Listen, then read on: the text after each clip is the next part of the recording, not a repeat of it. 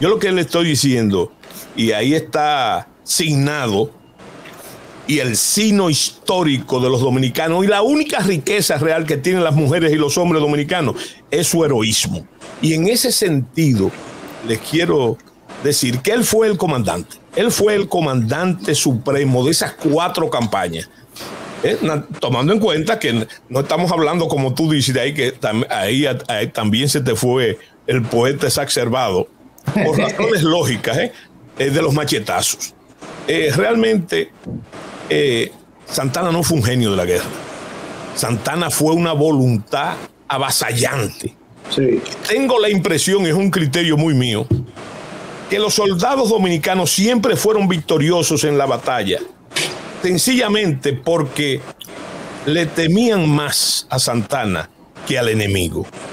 En un sentido, y si tú tomas la frase de Santana para hablarte de esa voluntad avasallante que nosotros los militares le llamamos don de mando, sí, vas a ver claramente. Por ejemplo, Santana, lo primero que Santana, cuando lo nombraron jefe del Ejército Expedicionario Sur en el 44, le nombraron un secretario que se llamaba Lorenzo Santamaría, cuya misión principal era evitar que sus dicharachos, mala palabra y otras cosas trascendieran a los partes oficiales de los documentos oficiales. Entonces, también en la batalla de las carreras, que ahí es una de las glorias militares principales de Santana. Santana se dice, y nos enseñaron en la escuela, que la arenga de Santana fue: y el que vuelva atrás la cara encontrará mi sable levantado para enseñarle su puesto o matarlo por cobarde. Se sucede que eso está muy bien, pero Santana ni hablaba ni tenía los rudimentos para decir eso. Lo que Santana dijo realmente fue: el que voltee el pecueso le voy a romper aquello que no se ve el sol, ¿verdad? Con su palabra.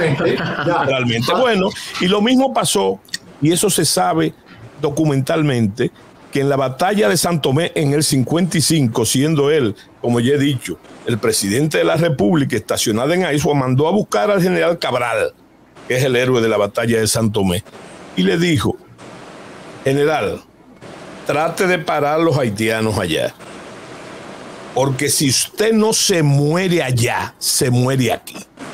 Ese era Pedro Santana, ¿verdad? Ese era el personaje.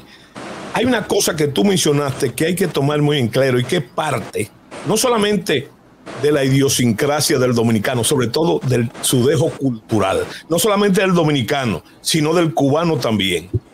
Es que para nosotros los héroes son aquellos que dan los machetazos, ¿verdad? Que dan los machetazos y que combaten directamente.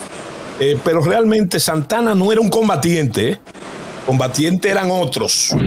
Realmente, Santana realmente era un jefe supremo de esa voluntad que yo te he dicho.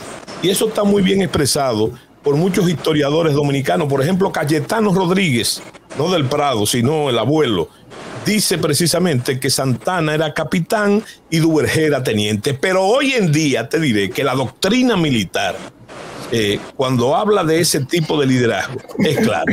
Fíjate, es como si fueran unos versitos. Dice: primero, los generales concentran la tropa, los coroneles dirigen la batalla y los capitanes y tenientes libran el combate. El papel de Santana era un liderazgo tosco y burdo. ¿Cuál era entonces, me preguntarán ustedes, la tragedia de Santana en el campo político? Santana nunca tuvo la inclinación de racionalizar la independencia ni la república. Su gran defecto, y yo quiero que se me entienda precisamente, era que Santana, que fue 4 veces presidente de la república, y fíjate qué coincidencia, en las 4 campañas, no supo nunca distinguir los gritos de la batalla, el ruido de la batalla, del murmullo de los legisladores. Pedro Santana no pudo nunca diferenciar entre un discurso y una arenga de guerra, y confundió finalmente su montura guerrera, la confundió con el solio presidencial. En la guerra, los soldados, el jefe manda y los soldados cumplen. La guerra es el reino de la violencia y quien mejor la aplica gana. Pero precisamente ahí está el problema. El político no, el político tiene que conciliar, mediar, transaccionar, y para eso Pedro Santana no había nacido ni se formó también para eso. Yo creo que esa es su tragedia fundamental. O sea, general, sí, la incapacidad de racionalizar, de su incapacidad intelectual y también política, fue lo que le llevó a Santana a anexarnos a España nueva vez. Bueno, mira, yo tengo una teoría basada en documentos.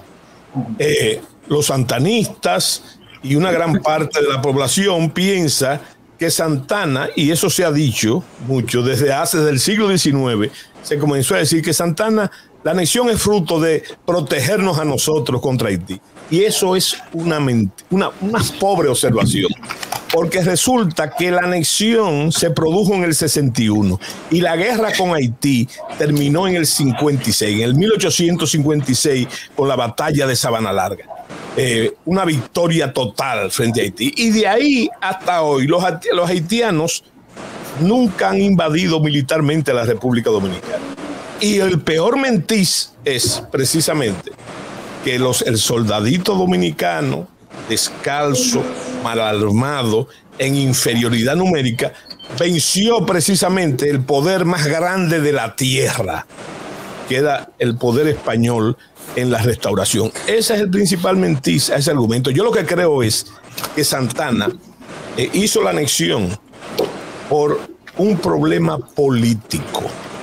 Lo que él había, hay que decir que Santana, y habla muy bien del pueblo dominicano, Santana, desde el 1845, o sea, un año después de la independencia, tuvo que afrontar, matemáticamente les digo el dato, 10 insurrecciones de sus propios conciudadanos.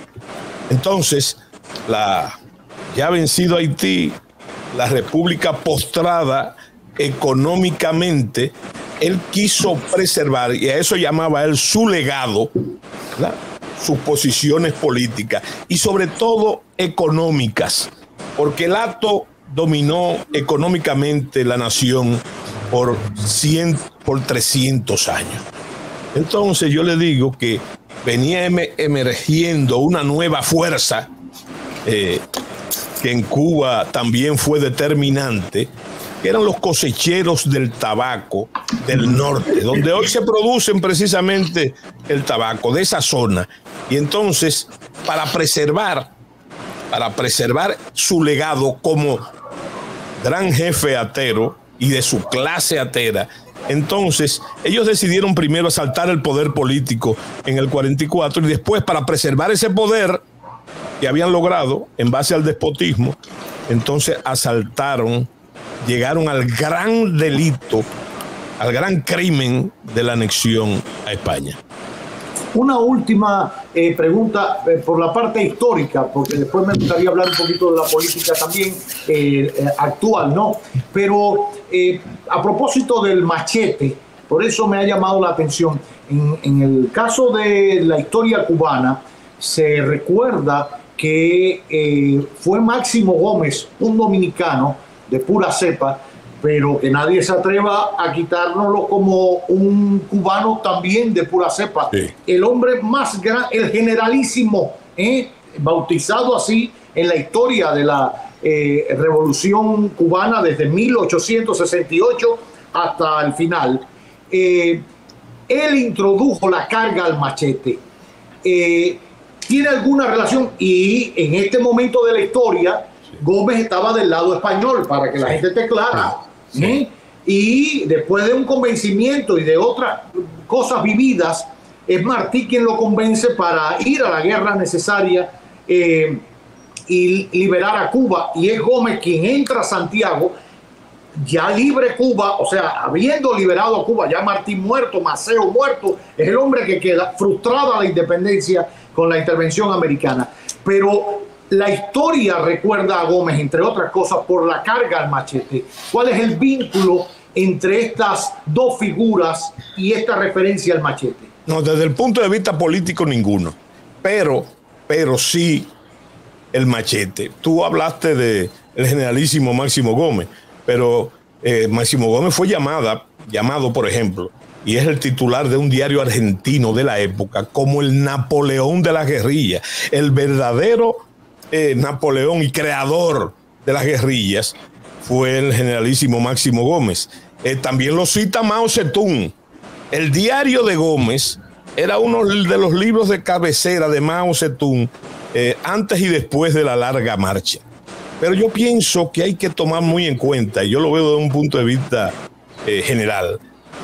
Yo creo que lo que representa Máximo Gómez es la exportación, no solamente de la carga del machete, sino del uso del machete como arma de guerra. Exacto. Porque aunque las sociedades se parecen mucho y el cultivo de la caña es tan vieja, y por eso vino el machete, en 1502 el machete fue traído por Obando aquí para cortar las cañas junto con la caña. Bueno, entonces yo lo que te digo es que, mira, en la idiosincrasia cubana de la época, antes de Gómez, fíjate, hay un detalle que es interesante. El guajiro iba al conuco, iba a los campos de caña con su machete en la mano, lo llevaba en la mano. No existía en Cuba la doble acepción del machete como arma de guerra, que sí existió desde aquí, desde la cimarronada. Estoy hablando en el siglo XVI.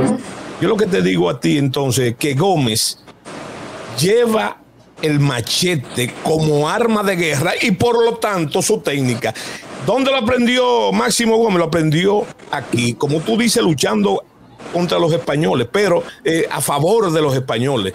Pero él lleva la técnica. Y es más, hay en el diario de guerra de Máximo Gómez, que yo lo recomiendo, que hay que leerlo, porque ese es un decálogo de moral, no solamente de moral guerrera, no de moral humana.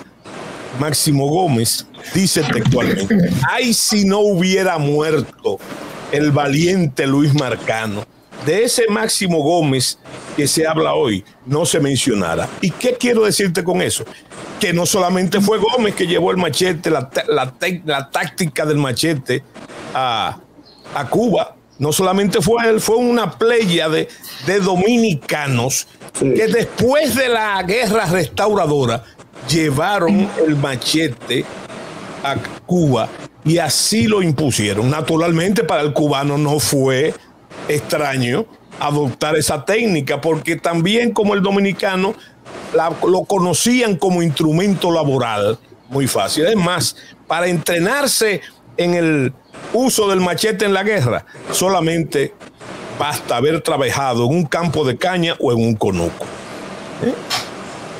Así de sencillo. Bueno, vamos a reiterar la presentación del libro hoy. A las 7 de la noche en la Biblioteca Nacional. En la Biblioteca Nacional. Machete, carajo, todo sobre Pedro Santana. Es la más reciente obra histórica del escritor, historiador, ex titular, ministro de las Fuerzas Armadas en nuestro país, el general José Miguel Soto Jiménez.